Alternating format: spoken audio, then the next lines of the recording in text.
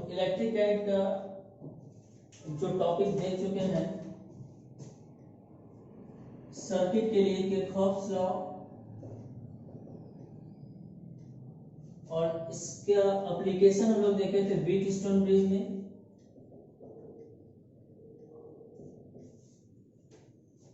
Wheatstone bridge का practical device फिर देखे थे मीटर ब्रिज। दोनों एंड अननोन रेजिस्टेंस का वैल्यू जानने के लिए था। इसी क्रम में आगे अब आ रहा है पोटेंशियोमीटर। अगला डिवाइस है पोटेंशियोमीटर। बहुत ही वर्सेटाइल डिवाइस है।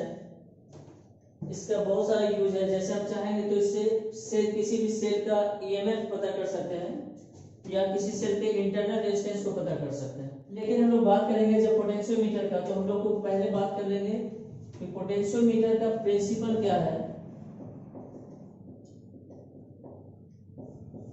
किस प्रिंसिपल पर पोटेंशियोमीटर काम करता है। फिर हम लोग इसके कंस्ट्रक्शन को देखेंगे और इसके बाद इसका यूज देखेंगे, जो अभी बता रहे थे कि ईएमएफ कैसे हम लोग निकाल सकते हैं या किसी सेल का इंटरनल रेजिस्टेंस कैसे मेजरमेंट कर सकते हैं, तो मेजरमेंट कैसे चलेगा उसको देखेंगे। और लास्ट में हम लोग देखेंगे कि पोटेंशियोमीटर एक आइडियल वोल्टमीटर कहा जाता है इसको। इसके बारे में देखेंगे कि किस लिए पोटेंशियोमीटर को आइडियल वोल्टमीटर माना जाता है। तो हम लोग स्टार्ट करते हैं प्रिंसिपल से।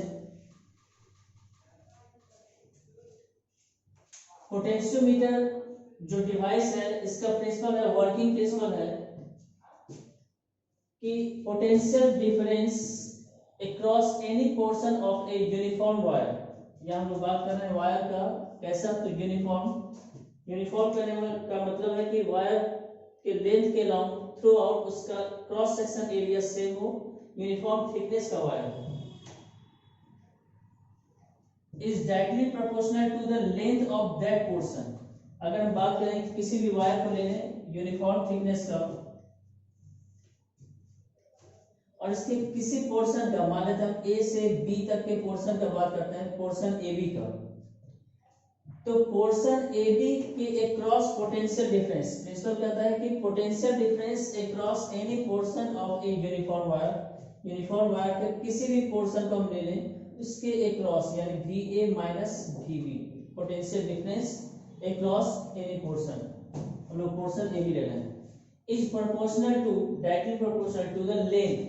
इसका लेंथ अगर हम l मान लें तो V A minus V B proportional to length होता है, provided length of that portion, उस पोर्शन के लेंथ के प्रोपोर्शनल होगा, प्रोवाइडेड कंडीशन क्या है कि करंट थ्रू द वायर, जिस वायर के बारे में बात कर रहे हैं उसमें जो करंट चल रहा है स्टेडी होना चाहिए, ना कि वेरिएबल होना चाहिए।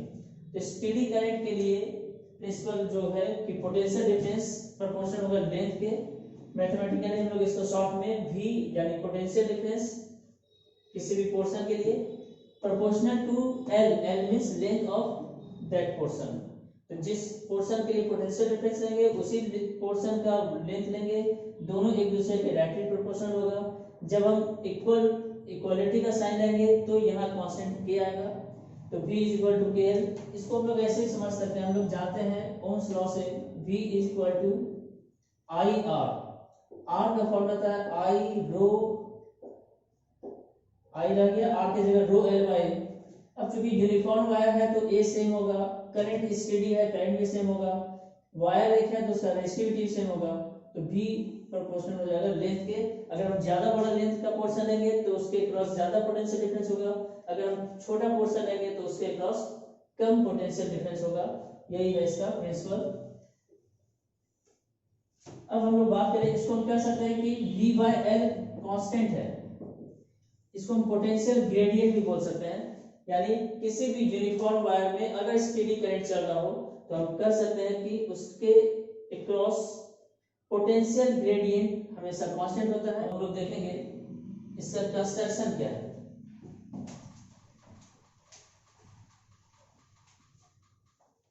इस पोटेंशियोमीटर को हम लोग पूरा नाम अगर लिखें तो लिखा जाता है स्टेज्ड वायर पोटेंशियोमीटर,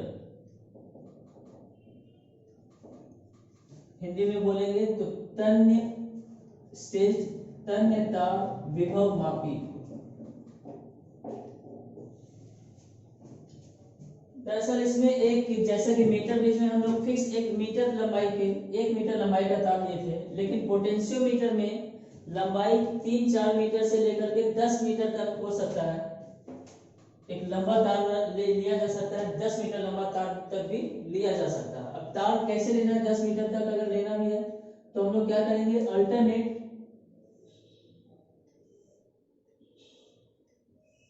इस तरह का वायर देंगे और पैरेलल वायर देंगे। एक लकड़ी के फ्रेम पर, वुडन फ्रेम पर एक पैरेलल वायर इस तरह का दे देंगे और इसको एक कंप्लीट वायर बनाने के लिए इसके अल्टरनेट किनारे को, एकांतर किनारे को हम लोग मेटालिक कांटेक्ट से जोड़ देंगे। हल्का सा मेटल का कांटेक्ट बना देंगे ताकि वायर एक जैसा हो जाए। अल्टरनेट, अगर एक बार इधर तो अगला सिरा इधर जोड़ना है, मेटल से जोड़ना है, धात्विक स्पर्श। फिर इसी तरह इधर भी। तो इस तरह से अब हम इसको रियलाइज कर सकते हैं कि एक बहुत लंबा तार हो गया। इसको नाम दे दें ए बी। अब ए बी पूरा एक कंप्लीट वायर बन गया। तो क्या क्या किया हम लोग इसमें कि पैरेलल वायर्स लिए थे, 3, 4 या 5, 6 जितने भी ले सकते हैं, 1 मीटर में ले सकते हैं, जैसा अपने हिसाब से ले सकते हैं, अपने सुविधा के हिसाब से। और इसको एक लंबा तार बनाने के लिए उसके एकांतर सिरे को, अल्टरनेट किनारे को मेटालिक कांटेक्ट, इसको हम लोग क्या बोल रहे हैं, मेटालिक कांटेक्ट, हिंदी में बोलेंगे धात्विक स्पर्श। कुछ इस टाइप का सोल्डरिंग वाला जो आयरन आता है उसको लेकर के इस तरह से जोड़ दिया जाएगा बस। अब पूरा लंबा वायर जब हो गया तो इसमें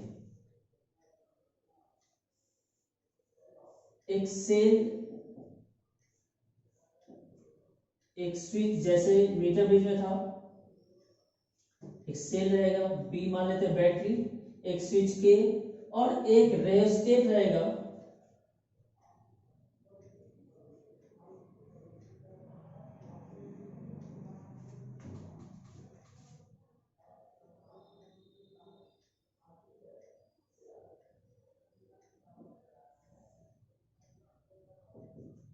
एक बैटरी, एक स्विच और एक प्रतिरोध जो है रेयोस्टेट, इसको कहेंगे परिवर्ती प्रतिरोध, हिंदी में इसको रेयोस्टेट, इंग्लिश में कहेंगे हिंदी में परिवर्ती प्रतिरोध, यानी जिसका रेजिस्टेंस, प्रतिरोध परिवर्तन करता हो, बदलता हो।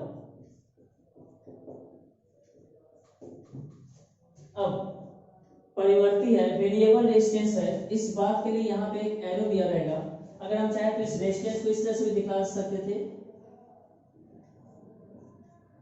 अब इसको मूव करा के रेजिस्टेंस अगर इधर कराते हैं तो लेंथ घटता है, रेजिस्टेंस घट सकता है, इसको ले जाएंगे इधर तो बढ़ जाएगा। तो अलग अलग तरीका है रेजिस्टेंस दिखाने का। तो क्या क्या हो गया हम लोग के पास स्ट्रक्चर्स के कंस्ट्रक्शन में, ए से बी तक हम लोग वायर दिए थे, पैरेलल वायर से लेके मेटालिक कांटेक्ट से जोड़ दिए और इसके साथ इस तीनों को जो जोड़े, बैटरी, स्विच और इस रेजिस्टेंस को, इसको हम लोग कहते हैं ड्राइविंग सर्किट।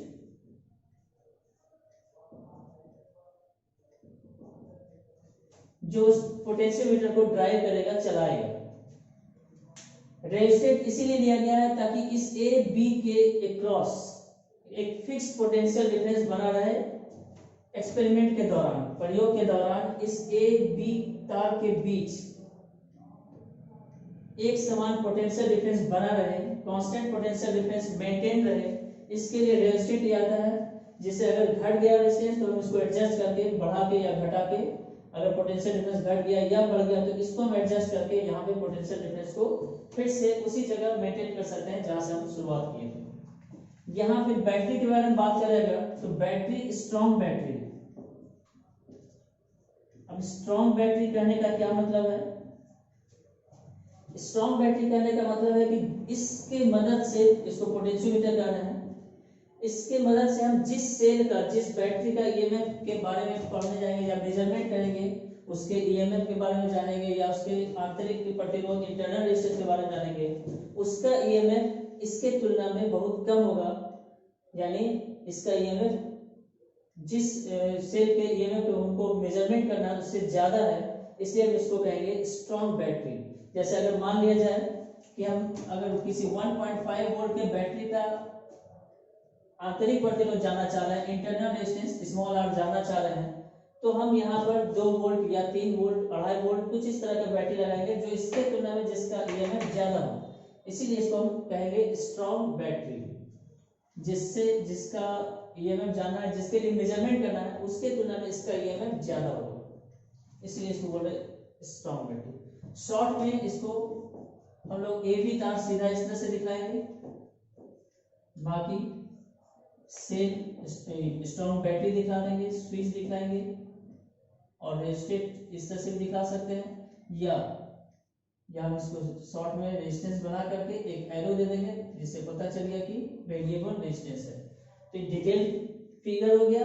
और उसका शॉर्ट में फिगर जब हम वर्किंग देखेंगे, जब उसका एप्लीकेशन देखेंगे, तो हम देखेंगे वहां पे इतना लंबा चौड़ा फिगर नहीं बना करके शॉर्ट में इस तरह से पोटेंशियोमीटर को दिखाएंगे। दिमाग रखना है कि वायर ए बी इस टाइप का स्ट्रक्चर है।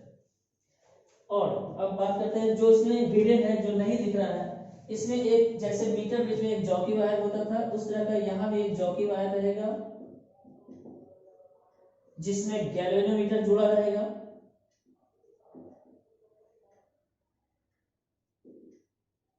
जिससे हम करंट का प्रेजेंस पता कर सकते हैं। और स्पेशल इस जॉकी वायर को मूव करा के गैल्वेनोमीटर में डिफ्लेक्शन को 0 करेंगे, गैल्वेनोमीटर का विक्षेप 0 कर देंगे, उससे प्रवाहित धारा नहीं होगा, तो हम एक नल पॉइंट को ढूंढ लेंगे इसके मदद से। तो अगला देखते हैं इसका आगे इसका एप्लीकेशन, इसका प्रयोग क्या क्या है। अब हम लोग बात करते हैं यूज ऑफ पोटेंशियोमीटर। पोटेंशियोमीटर के यूज से, पोटेंशियोमीटर को यूज करके हम लोग क्या कर सकते हैं, तो कंपैरिजन कर सकते हैं ईएमएफ ऑफ 2 सेल्स। 2 अलग अलग सेल के ईएमएफ की तुलना कर सकते हैं, कंपेयर कर सकते हैं। तो देखते हैं इसके लिए क्या करना पड़ेगा। और भी एक यूज है, उसको बाद में देखते हैं, पहले इसको देख लेते हैं।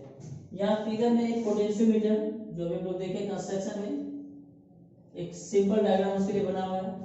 ए बी वायर हो गया, driving circuit, strong battery, switch और रेजिस्टेंस, वेरिएबल रेजिस्टेंस, जिसका काम है ए बी के बीच पोटेंशियल डिफरेंस मेंटेन रखना। अब जिस दोनों सेल का ईएमएफ हम लोग को कंपेयर करना है, उस दोनों सेल को कैसे जोड़ेंगे, एक्सपेरिमेंटल अरेंजमेंट क्या करेंगे हम लोग लैब में, उसको देखते हैं। पोटेंशियोमीटर में ए बी वायर के एक एंड से हम लोग दोनों सेल का पॉजिटिव टर्मिनल जोड़ेंगे इस तरह से, और इसी ए से दूसरे सेल का भी पॉजिटिव टर्मिनल जोड़ देंगे। दोनों सेल का पॉजिटिव टर्मिनल पॉइंट ए से या एंड ए से जुड़ गया। अब दूसरा कनेक्शन क्या करना है, दूसरे कनेक्शन में हम लोग के पास 2 ऑप्शन होगा, या तो हम दोनों के लिए अलग अलग स्विच लगा दें,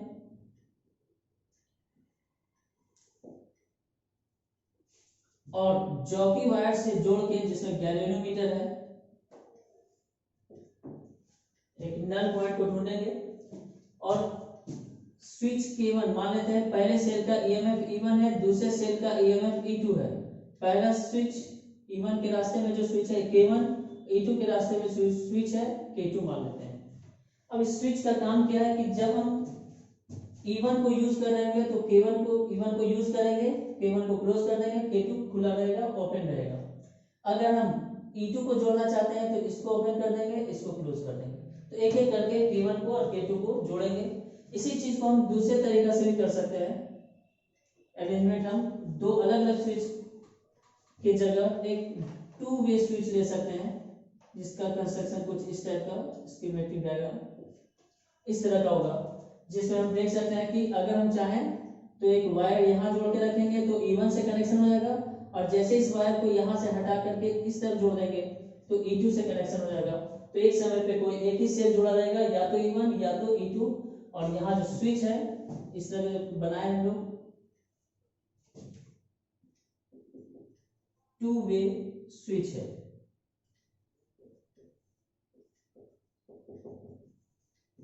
तो यही हुआ experimental arrangement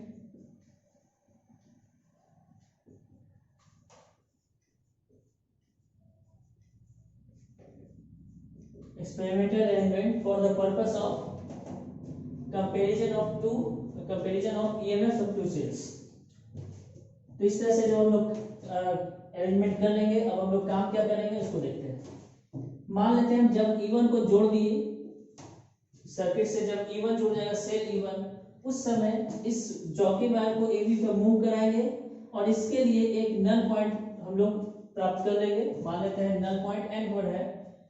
When E1 is connected, N1 is, या डायरेक्ट लिख दें कि नल पॉइंट जहां मिला हम उसको N मान लेते हैं। Null point is at distance L from end A।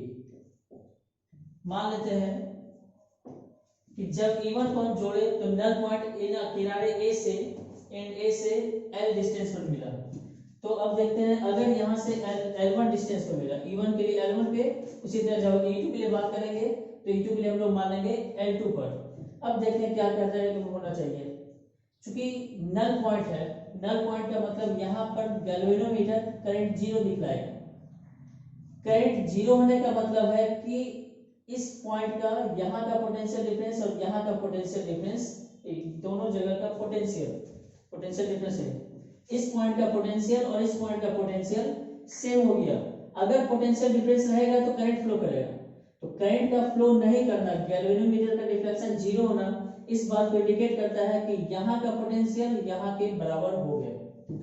और बैटरी के दूसरे टर्मिनल में देखें पॉजिटिव का, तो डायरेक्ट A से जुड़ा है, तो इधर का टर्मिनल, इधर का पोटेंशियल A के बराबर होगा। तो हम कह सकते हैं इसके अक्रॉस पोटेंशियल डिफरेंस और इस A से नल पॉइंट के बीच का पोटेंशियल डिफरेंस सेम होगा। अब इसका पोटेंशियल डिफरेंस है E1, सेल के टर्मिनल के बीच का पोटेंशियल डिफरेंस, सेल के दोनों पॉजिटिव और नेगेटिव टर्मिनल के बीच का पोटेंशियल डिफरेंस EMF होता है। अब AN का पोटेंशियल डिफरेंस क्या लिखें? A से N की लंबाई L1 है, AN की लंबाई L1 है।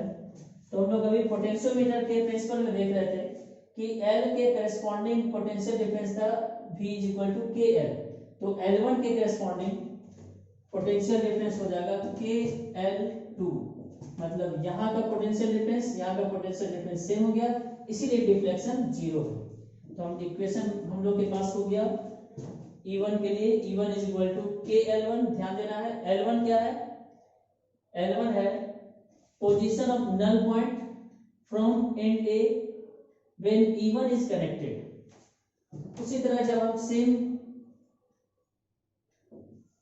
अगर हम यहां से स्विच को इधर जोड़ देंगे तो फिर E2 के लिए फिर उसी काम को हम रिपीट करेंगे। निश्चित है कि इसका EMF अलग होगा, इसका EMF अलग होगा, तो दोनों के करस्पॉन्डिंग नल पॉइंट भी अलग अलग जगह मिलेगा। मान लेते हैं E2 के लिए,